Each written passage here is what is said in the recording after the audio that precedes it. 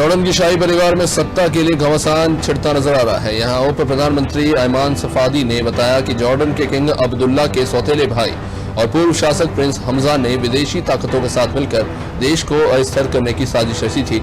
इससे पहले शनिवार को मिलिट्री की ओर से कहा गया था कि हमने प्रिंस को पहले ही चेतावनी दी थी। अफगानिस्तान के कंधार में एयर स्ट्राइक में 80 से ज्यादा आतंकवादी मारे गए हैं। अरगंदाब में हुई इस कार्रवाई में तालिबान के मुख्य कमांडर सरहदी की मौत हुई है।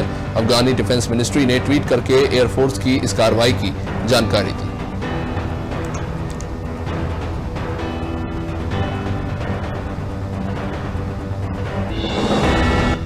म्यांमार में सेना तख्तापलट के 63 दिन बाद प्रदर्शन जारी है, जिन्हें रोकने के लिए सेना फायरिंग के साथ साथ अब एयर स्ट्राइक भी कर रही है। इनकी चपेट में आकर अब तक 550 के करीब मौतें हो चुकी हैं, जबकि 10,000 से ज्यादा लोग देश छोड़ चुके हैं।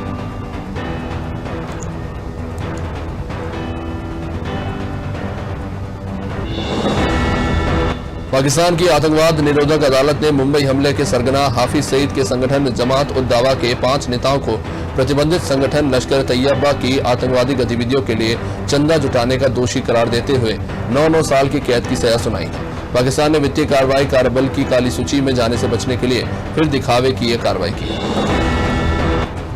नेपाल और चीन की वीरोसेल कोरोना वैक्सीन से टीकाकरण का दूसरा चरण शुरू होने वाला है और इस वैक्सीन की सुरक्षा और मंजूरी को लेकर विश्व स्वास्थ्य संगठन गंभीर चिंता जता चुका है। नेपाल के स्वास्थ्य और आबादी मंत्रालय ने कहा है कि बुधवार से टीकाकरण का दूसरा चरण शुरू किया जाएगा। इसमें फ्रंटलाइन वर्कर्स और चीन के साथ सीमा व्यापार से जुड़े लोगों को टीके लगाए जाएंगे। बांग्लादेश से बड़ा हादसा सामने आया है, जहां 50 लोगों को ले जा रही एक फेरी दूसरी नाव से टकराकर डूब गई। इस दर्दनाक हादसे में 5 यात्रियों की मौत हो चुकी है। बांग्लादेश की राजधानी ढाका के अधिकारियों ने कहा एक यात्री नौका के नदी में डूबने से कम 5 लोगों की मौत हुई है और 1 दर्जन से अधिक लोग अभी भी लापता हैं। प्रधानमंत्री इमरान खान ने अमेरिका द्वारा आयोजित किए जा रहे जलवायु परिवर्तन सम्मेलन में पाकिस्तान को आमंत्रित न किए जाने पर नाराजगी जताई। इसको लेकर उनका दर्द ट्विटर पर छलका, जहां उन्होंने इस दर्द को सिलसिलेवार तरीके से अपनी पोस्ट में बयां किया।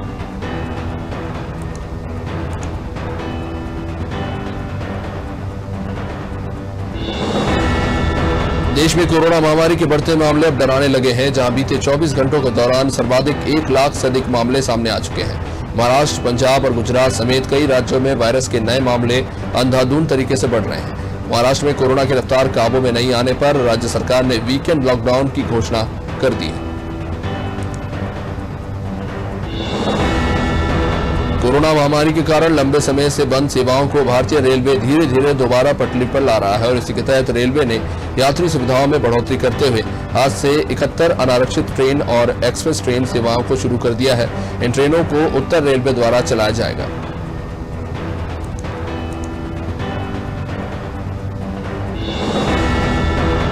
एंटीलिया और मनसुख हिरेन मर्डर केस की जांच कर रही राष्ट्रीय जांच एजेंसी को नए सबूत मिले हैं और ये सबूत निलंबित पुलिस अफसर संचिन वजह के वसूली के कारोबार से जुड़े हैं। एनआईए के मुताबिक वसूली के कारोबार में पुलिस और प्रशासन के कुछ टॉप ऑफिसर्स शामिल थे। गिरगांव स्थित एक क्लब पर छापे के दौरान ये सबूत एनआईए के हाथ लगे हैं।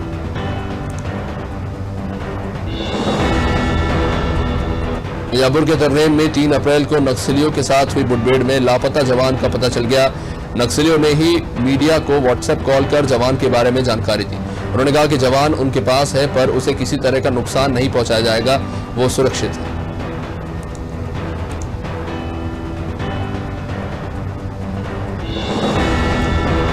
आईआईटी गुवाहाटी के एक छात्रा के साथ यौन उत्पीड़न के मामले में इंस्टीट्यूट ने बड़ी कार्रवाई की।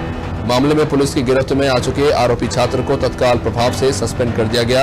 इस मामले से जुड़े 4 अन्य छात्रों की भी पहचान कर ली गई है, जिन्हें एक दूसरे से अलग आगे की जांच के लिए कैंपस में ही रखा गया है।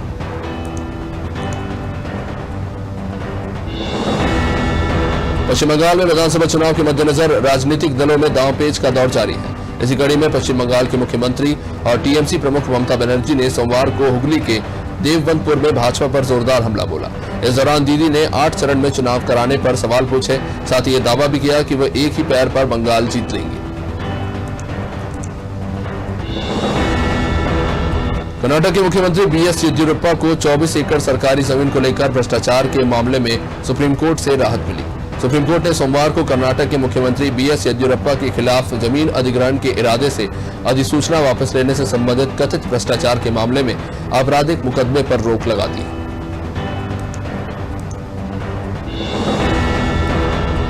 इस बार बंगाल का चुनाव टीएमसी बनाम भाजपा है, जहां दोनों ही पार्टियों ने अभी तक चुनाव प्रचार में जी तोड़ मेहनत की है।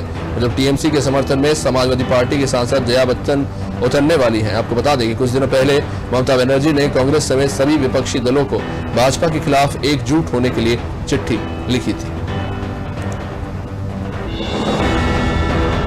असम में 6 अप्रैल को तीसरे और आखिरी चरण का मतदान होगा। हालांकि इससे पहले 2 सरकारी कर्मचारियों को चोरी करने के आरोप में गिरफ्तार किया गया।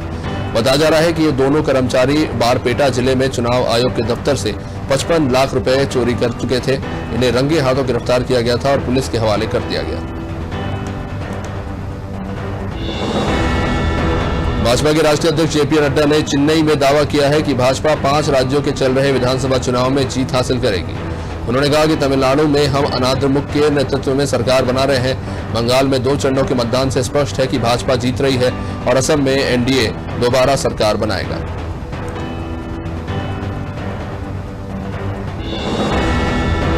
राजस्थान का उपचुनाव दिलचस्प होता जा रहा है, खासकर भीलवाड़ा की सहाड़ा सीट का, जहां इस सीट पर लादू राम पेतलिया के मामले में कांग्रेस लगातार भाजपा पर हमलावर है। सोमवार को प्रदेश के चिकित्सा मंत्री डॉक्टर रघु शर्मा ने शाह पर निशाना साधा।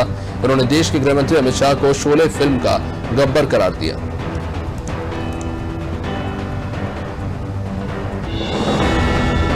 बिहार के सासाराम में कोरोना संक्रमण की वजह से कोचिंग बंद कराने गए प्रशासन की टीम पर छात्रों और संचालकों ने हमला बोल दिया। शहर के पोस्ट ऑफिस चौराहे और गड़छड़ी बाजार में छात्रों ने जमकर उत्पात मचाया। इसके बाद उत्पात मचाते हुए छात्र डीएम ऑफिस में घुस गए। यहां तोड़फोड़ करते हुए यात्री शेड को आग के हवाले कर दिया गया। चंडीगढ़ में नौजवान किसान एकता और पेंडू संघर्ष कमेटी की ओर से आज शहर के एफसीआई कार्यालय के बाहर रोष प्रदर्शन हुआ। इस मौके पर गांव की महिलाओं की ओर से नारेबाजी की गई और किसानों की ओर से जब रोष प्रदर्शन किया जा रहा था तो उस समय पुलिस के जवानों को एफसीआई कार्यालय के बाहर तैनात किया गया।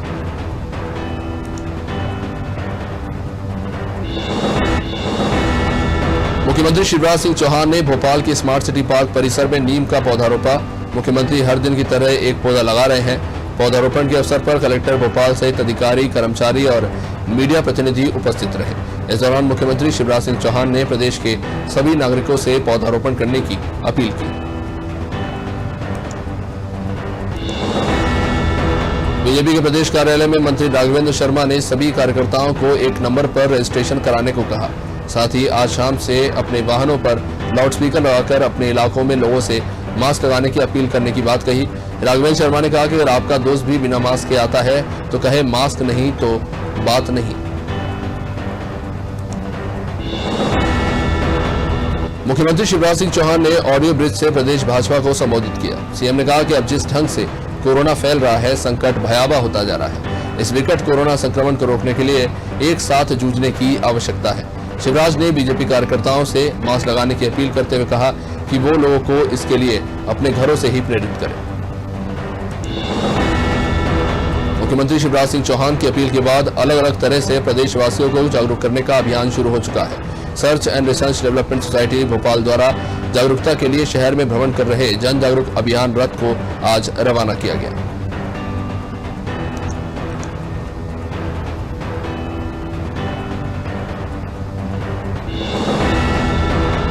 कोरोना संक्रमण की चेन तोड़ने के लिए सरकार द्वारा लगातार वैक्सीनेशन किया जा रहा है और इसके बावजूद भी एहतियात बरतने की जरूरत है। इसको देखते हुए बड़वानी शहर में रेड क्रॉस सोसाइटी ने मास्क वितरण किया। इस दौरान सांसद गजेंद्र पटेल भी मौके पर मौजूद रहे।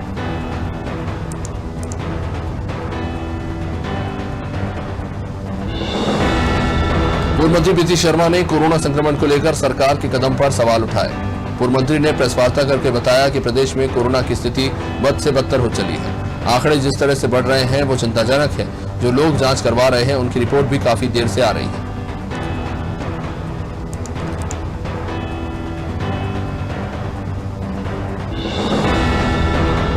कटनी के भट्टा मोहल्ला खदान में पुलिस को एक नर कंकाल मिला है, जिसकी शिनाख्त उस इलाके में रहने वाले एक परिवार ने की। परिवार का कहना है कि युवक दीपावली से लापता था परिजनों का यह आरोप है कि प्रेम प्रसंग के चलते युवती के परिजनों ने ही युवक की हत्या करके उसके शव को खदान में फेंक दिया।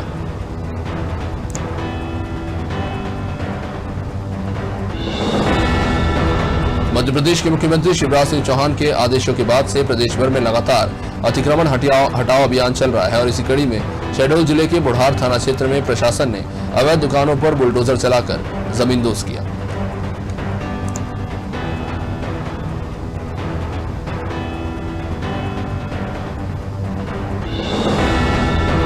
प्रदेश सरकार की तरफ से प्रदेश के 700 थानों में महिला ऊर्जा डेस्क का संचालन किया जा रहा है और इसी के तहत चंदेरी थाने में महिला डेस्क की शुरुआत हुई।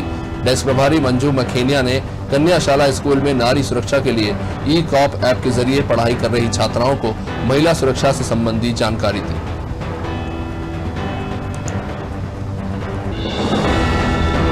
प्रदेश भर में कोरोना संक्रमण की कड़ी को तोड़ने के लिए वैक्सीनेशन किया जा रहा है और इसी के तहत रेटी के सामुदायिक स्वास्थ्य केंद्र पर भी वैक्सीनेशन लगाने का काम किया जा रहा है। इसमें स्थानीय लोग बढ़ चढ़कर जहां हिस्सा ले रहे हैं और वैक्सीन लगवा रहे हैं।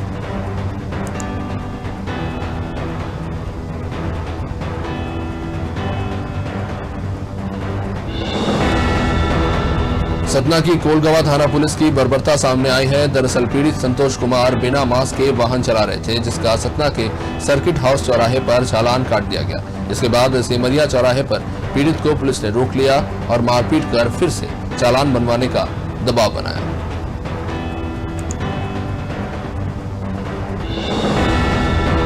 गुना में बढ़ रहे कोरोना के मामलों ने लोगों की चिंता को बढ़ा दिया है। शहर में 4 दिन में 96 मरीज सामने आने से हड़कंप मच गया है। इसे देखते हुए प्रशासन ने लोगों से मास्क लगाने और सोशल डिस्टेंसिंग का पालन करने की अपील की है।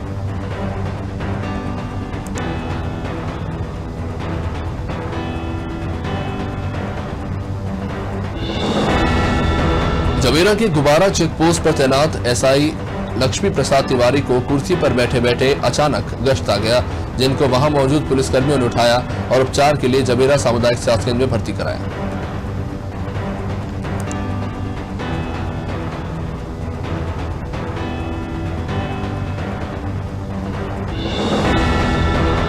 बैरसिया के जनपद सभागार में कोविड को लेकर बैठक हुई, जिसमें सभी विभागों के प्रशासनिक अधिकारी और समाजसेवी संस्थाओं के लोग मौजूद रहे। इस दौरान एसडीएम राजीव नंदन ने मास्क और सोशल डिस्टेंसिंग का पालन करने की अपील की और कहा कि हमें अपने आसपास रह रहे लोगों को जागरूक करने की जरूरत है।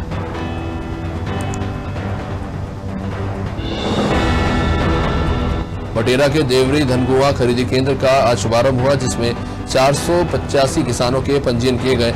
इसके बाद कार्यक्रम को संबोधित करते हुए राम दुलारी बाई ने कहा कि स्व सहायता समूह के माध्यम से हमें आगे बढ़ने का मौका मिला है और इस कार्य को हमें पूरी जिम्मेदारी के साथ निभाना होगा।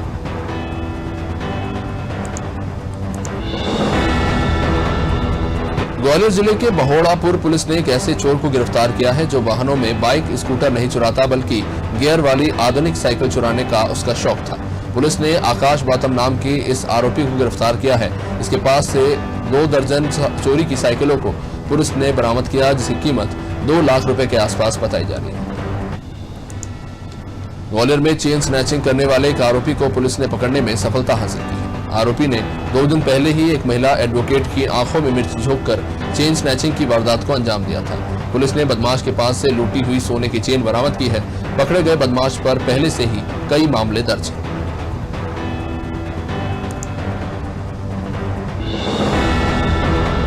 डबरा सिविल न्यायालय में न्यायाधीश के कोरोना पॉजिटिव निकलने से हड़कंप मचा हुआ है। न्यायालय का काम भी अभी 2 दिनों के लिए, जिसके चलते स्थगित कर दिया गया। इस दौरान ना तो कोई पेशी होगी और ना ही कोई सुनवाई। सभी अभिभाषक अपने अपने पक्षकारों की पेशी आगे बढ़ाने के लिए लगे हुए हैं। इसके अलावा स्टाफ का कोरोना टेस्ट भी कराया गया है। कोटेगांव के शंकराचार्य नेत्रालय झोतेश्वर में अब रेटिना की जांच ओसीटी की मशीन से की जाएगी। स्वामी सदानंद सरस्वती महाराज ने सुविधाओं का विस्तार करते हुए यह मशीन प्रदान की। जर्मनी की कार्ल जॉयस कंपनी की इस मशीन के आने से नेत्र रोगियों को अब आधुनिक इलाज मिल पाएगा। साथ ही संस्था के अध्यक्ष ने एक बस की भी व्यवस्था करवाई। दमोह उपचुनाव में चुनाव चिन्ह को लेकर ही विवाद की स्थिति निर्मित हो गई है। दरअसल 2 निर्दलीय उम्मीदवारों को जूता और चप्पल का चुनाव चिन्ह आवंटित किया गया। इसके कारण निर्वाचन आयोग खुद संशय की स्थिति में आ गया है।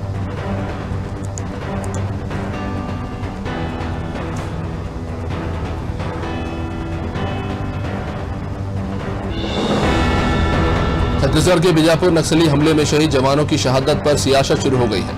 कांग्रेस नेता राहुल गांधी ने सोशल मीडिया पर पोस्ट कर कहा है कि ऑपरेशन को खराब तरीके से डिजाइन किया गया था, इसे गलत तरीके से एग्जीक्यूट किया गया।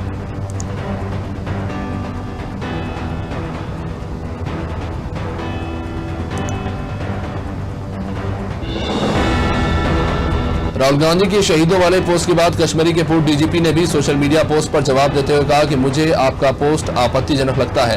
आपको ऐसा बयान नहीं देना चाहिए जिससे फोर्स के जवानों या शहीदों का अपमान हो।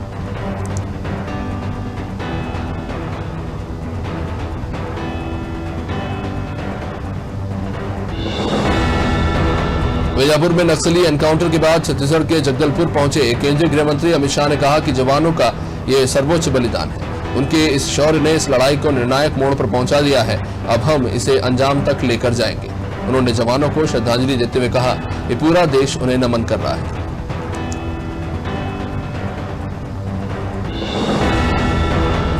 छत्तीसगढ़ के दंतेवाड़ा में नक्सलियों ने पर्चा जारी किया है। उन्होंने लिखा कि प्रहार हमले में शामिल न हो। उनके साथ आए दूसरी और नक्सलियों की दक्षिण सब जोनल ब्यूरो की ओर से जारी पर्चे में जवानों से अपील की गई है कि वह उनके जन आंदोलन में साथ आए और सरकार की ओर से चलाए जा रहे ऑपरेशन प्रहार का हिस्सा न बने।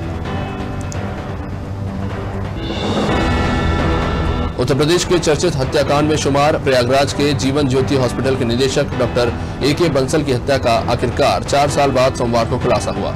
एसटीएफ ने इस प्रकरण में फ्रैक्चर गैंग के 50,000 के इनामी शूटर शोहेब को लखनऊ से गिरफ्तार किया।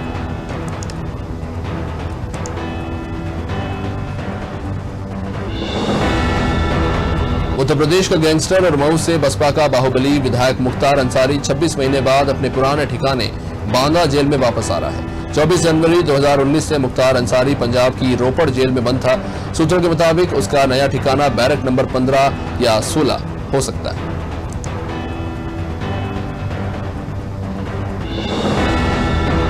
उत्तर प्रदेश के मुख्यमंत्री योगी आदित्यनाथ सोमवार सुबह लखनऊ के सिविल हॉस्पिटल पहुंचे, जहां उन्होंने कोरोना की वैक्सीन लगवाई। इस दौरान मुख्यमंत्री ने देशवासियों के लिए मुफ्त में कोरोना वैक्सीन उपलब्ध कराने के लिए प्रधानमंत्री मोदी का आभार जताया।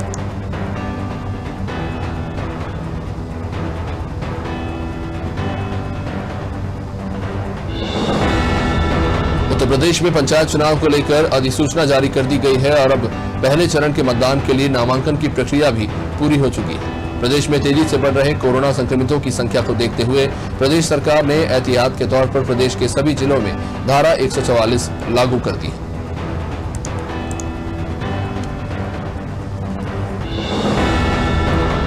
एक्ट्रेस रेखा ने हाल ही में इंडियन आइडल के सेट पर सिंगर नेहा कक्कड़ को एक हाथ से लिखा हुआ नोट दिया। रेखा इस वीकेंड पर शो का हिस्सा बनी थी। अब नेहा ने सोशल मीडिया पर हाथ से लिखे उस नोट की फोटो को शेयर किया है और लिखा है कि दिलों की मल्लिका ने मेरा दिल जीत लिया।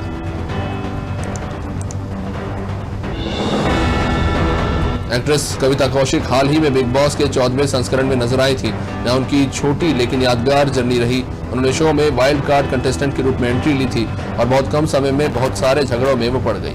हाल ही में एक इंटरव्यू के दौरान कविता ने कहा कि अब वो कोई रियलिटी शो नहीं करेंगी क्योंकि इन शोज में उनके करियर को नुकसान पहुंचाया।